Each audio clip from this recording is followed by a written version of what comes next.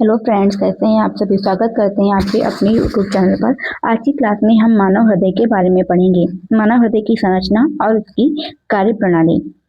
तो पहले हम चित्र के माध्यम से समझ लेते हैं कि मानव का जो हृदय होता है वह कैसा होता है। जो मानव का हृदय होता है वह 4 चैम्बर में डिवाइड होता है। कितने चैम्बर में? 4 चैम्बर में डिवाइड होता है।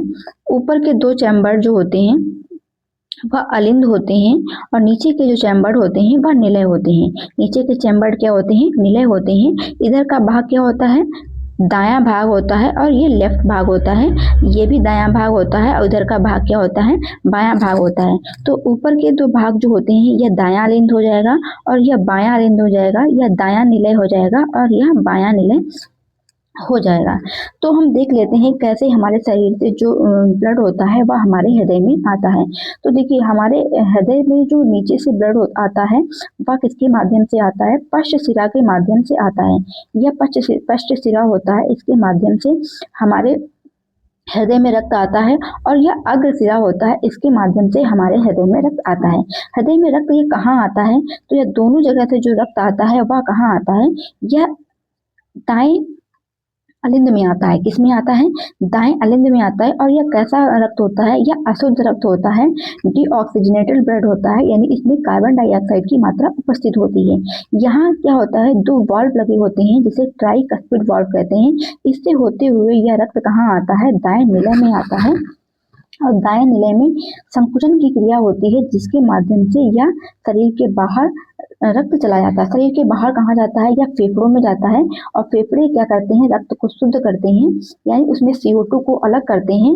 और जो शुद्ध रक्त हमारा ऑक्सीजनेटेड जो ब्लड बचता है उसे वापस हृदय में भेजते हैं। तो हमारे हृदय में जो वापस जो शुद्ध रक्त होता है वह हृदय में जब आता है वह किसके माध्यम से आता है? तो वह पल्मोनरी शिरा के माध्यम से आता है। आया किसके माध्यम से था? अशुद्ध रक्त किसके माध्यम से आया था? पल्मोनरी धमनी के माध्यम से आया था। और यह शुद्ध रक्त जो हमारे हृदय में आ रहा है वह किसके माध्यम से आ रहा है? यह पल्मोनरी शिरा के माध्यम से आ रहा है। किसके माध्यम से आ रहा है? पल्मोनरी शिरा के माध्यम से आ रहा है। यहाँ पे क्या होते हैं? द्विवलनी कपाट होते हैं। क्या होते हैं? द्विवलनी कपाट होते हैं। इससे होते हुए हमारा रक्त कहाँ आता है? बाएं निलय में आता है। और बाएं निलय में संकुचन के माध्यम से यह रक्त कहाँ जाता है? यह रक्त जो होता है ये महाधमनी से होते हुए कहाँ जाता है? शरीर के विभिन्न भागों में जाता है। ऐसे हम एक तरीके से हम समझ सकते हैं जो हमारे अलिंद होते हैं, यानी जो दाहिना अलिंद और बायां अलिंद होता है, इनका काम क्या होता है? रक्त को प्राप्त करना। इधर से इसने अशुद्ध रक्त को प्राप्त किया था और इधर से इसने क्या किया था? शुद्ध रक्त को प्राप्त किया। यानी जो हमारे अलिंद का काम क्या हुआ? रक्त को प्राप्त करना। और निलय का काम क्या होता है? रक्त को शरीर से पंप करके बाहर भेजना। इधर जो हमारा दायां निलय था, दायां निलय ने क्या किया था? अशुद्ध रक्त को पंप करके फेफड़ों में पहुंचाया था। और जो हमारा बायां निलय है वह शुद्ध रक्त को पंप करके महाधमनी के रास्ते से शरीर से बाहर पहुंचाएगा। क्या समझे? एक बार फिर देख लेते हैं। यह क्या हो गई? महाशिरा से शुद्ध रक्त कहाँ आता है? दाहिने अलिंद में आता है। दाहिने अलिंद से होते हुए कहाँ आता है? दाहिने निलय में आता है। दाहिने निलय से संकुचन से पंप करके यह रक्त कहाँ जाता है? शरीर से बाहर जाता है। कहाँ जाता है? लंग्स में जाता है। लंग्स क्या करते हैं? इस रक्त से CO2 को बाहर करते हैं और जो ऑक्सीजनेटेड ब्लड होता है उसे वापस शरीर में भेजते हैं। किसके माध्यम से? पल्मोनरी शिरा के माध्यम से। किसके माध्यम से आता है? यह पल्मोनरी शिरा के माध्यम से वापस हमारे शरीर में, हमारे हृदय में रक्त आता है। किसमें आता है? बाएं अलिंद में। जो पल्मोनरी जो शिरा होती है उससे रक्त कहाँ आता है? बाएं अलिंद में आता है। बाएं अलिंद से यह रक्त जो होता है बाएं निलय में आता है। और बाएं निलय से यह कहाँ चला जाता है? महाधमनी के रास्ते यह कहाँ चला जाता है? शरीर से बाहर, शरीर के सभी अंगों तक पहुंच जाता है। हृदय से बाहर जाता है और शरीर के सभी अंगों तक पहुंच जाता है। एक बार थ्योरी में हम देख लेते हैं, जो जो हमने चित्र में पढ़ा है बस वही यहाँ पे थ्योरी में लिखा गया है। तो एक बार देख लेते हैं। हृदय हमारा कैसा होता है? एक पेशी अंग होता है जिसका आकार हमारी मुट्ठी के बराबर होता है। यानी जिस व्यक्ति की जितनी बड़ी मुट्ठी होगी उस व्यक्ति का हृदय उतने के ही बराबर होता है। यह हृदय 4 चैम्बर में डिवाइड होता है।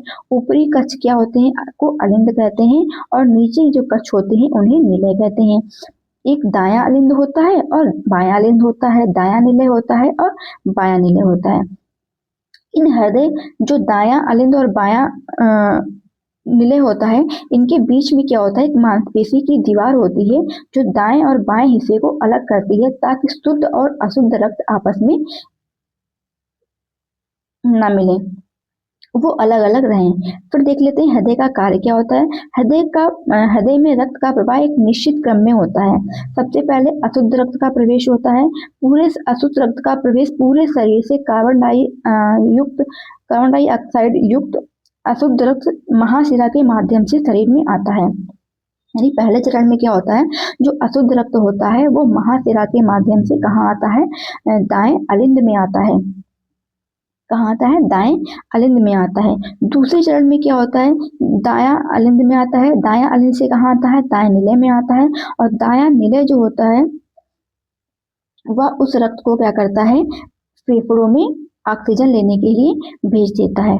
फिर उधर से पल्मोनरी जो सिरा होती है उसके माध्यम से जो शुद्ध रक्त होता है, पल्मोनरी सिरा के जो पल्मोनरी वेंस होती है उसके माध्यम से जो शुद्ध रक्त होता है, जो ऑक्सीजन युक्त ब्लड होता है, वह कहाँ आता है? वह हमारे हृदय में आता है। फिर हृदय में वह कहाँ आता है? बाएं अलिंद में आता है। बाएं अलिंद से बाएं निलय में आता है और बायां निलय उसे क्या करता है? बायां निलय उसे क्या करता है? महाधमनी के माध्यम से पूरे शरीर के अंगों तक पहुंचाता है। फिर देख लेते हैं धमनी और शिरा में दोहरा परिसंचरण तंत्र क्या होता है।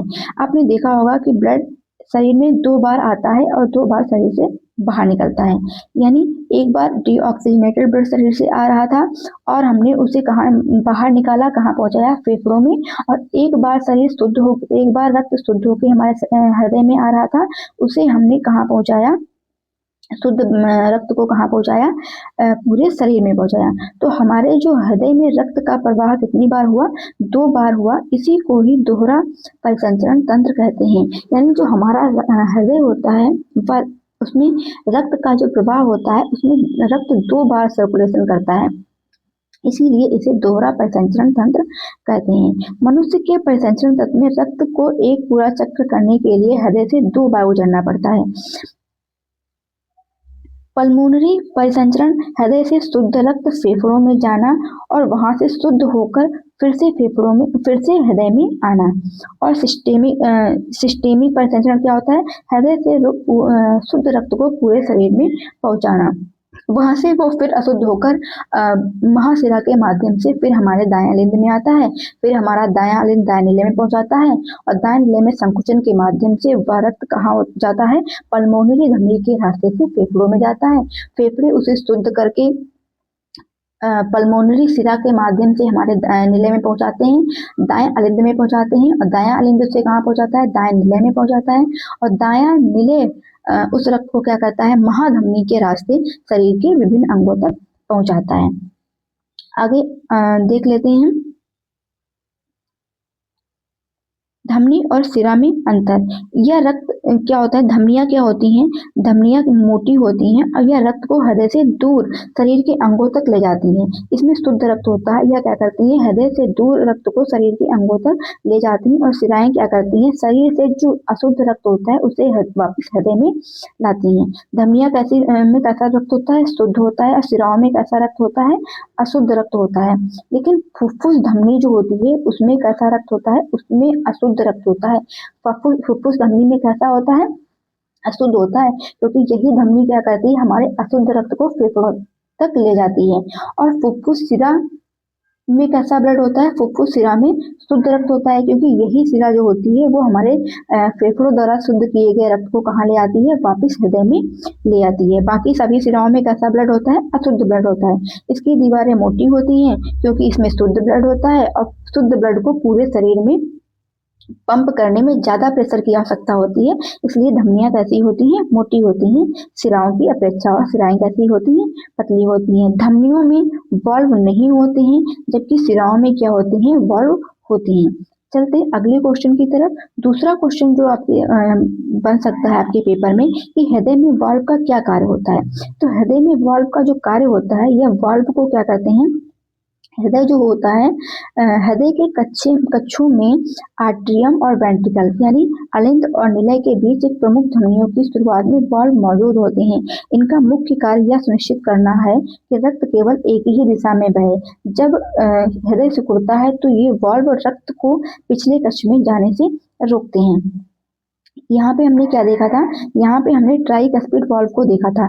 जब रक्त हमारा दाएं अलिंद से कहाँ आ रहा था, दाएं निलय में आ रहा था, तो ये जब यह यहाँ पहुंच जाता है तो ये वाल्व क्या करते हैं, बंद हो जाते हैं, जिससे रक्त उल्टा इसी दिशा में वापस ना जा पाए। तो हमारे वाल्व का काम होता है कि रक्त को दोबारा बैक फ्लो ना होने दें। फिर बाएं निलय की दीवारें दाएं निलय की अपेक्षा मोटी होती हैं। क्यों होती हैं? क्योंकि जो बायां निलय होता है वह हृदय को पंप करता है। जो बायां निलय होता है वह पंप करके रक्त को कहाँ पहुंचाता है, हृदय से बाहर पहुंचाता है। कहाँ पहुंचाता है? हृदय से बाहर पहुंचाता है, और वह शुद्ध रक्त होता है, उसे पूरी बॉडी में पहुंचाना होता है, इसको बाएं निलय को। इसलिए उसे हाई प्रेशर की आवश्यकता होती है, इसीलिए वहां पे उसकी जो वो मोटी होती हैं उसकी दीवारें। इसके विपरीत दाएं निलय को रक्त केवल पास में स्थित फेफड़ों तक पहुंचाना होता है, और जो दायां निलय होता है उसको रक्त कहाँ पहुंचाना होता है, फेफड़ों तक पहुंचाना होता है। इसीलिए उसकी दीवारें कैसी होती हैं, पतली होती हैं। तो बाएं निलय में कैसा रक्त होता है, ऑक्सीजनेटेड ब्लड होता है, वह शरीर में जाता है, और इसमें प्रेशर के लिए इसमें हाई प्रेशर की आवश्यकता होती है, क्योंकि इसे पूरी बॉडी में जाना है। और जो हमारा दायां निलय होता है, इसे रक्त कहाँ जाता है, सिर्फ लंग्स में जाता है, इसमें ज़्यादा प्रेशर की आवश्यकता नहीं होती है। इसीलिए दाएं निलय की अपेक्षा बाएं निलय की जो दीवारें होती हैं वह क्या होती हैं, मोटी होती हैं। उम्मीद है आपको ये सब बहुत अच्छे से समझ में आया होगा। अगर आपको हमारा वीडियो अच्छी लगती है तो आप हमारे चैनल को सब्सक्राइब तथा वीडियो को लाइक एंड शेयर जरूर कीजिएगा। मिलते हैं अगली क्लास में, तब तक के लिए जय हिंद, जय भारत।